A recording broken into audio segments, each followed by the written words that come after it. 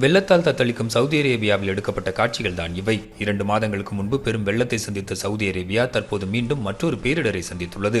கடந்த திங்களன்று பலத்த புயல் காற்றுடன் பெய்த மழையால் மெக்கா மற்றும் மதீனா போன்ற புனித தலங்களை முழுமையாக மழைநீர் சூழ்ந்துள்ளது.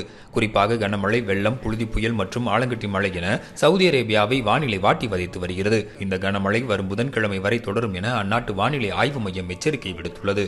கனமழை காரணமாக நெடுஞ்சாலைகளில் காற்றாற்று வெள்ளம் பாய்ந்தோடுகிறது.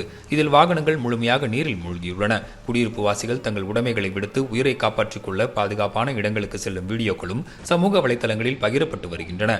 அசம்பாவிதங்களை தவிர்க்க பொதுமக்கள் பாதுகாப்பான இடங்களுக்கு செல்லுமாறும் தேவையில்லாமல் பயணத்தை மேற்கொள்ள வேண்டாம் என்றும் அந்நாட்டு பேரிடர் மேலாண்மை மையம் கேட்டுக் கொண்டுள்ளது.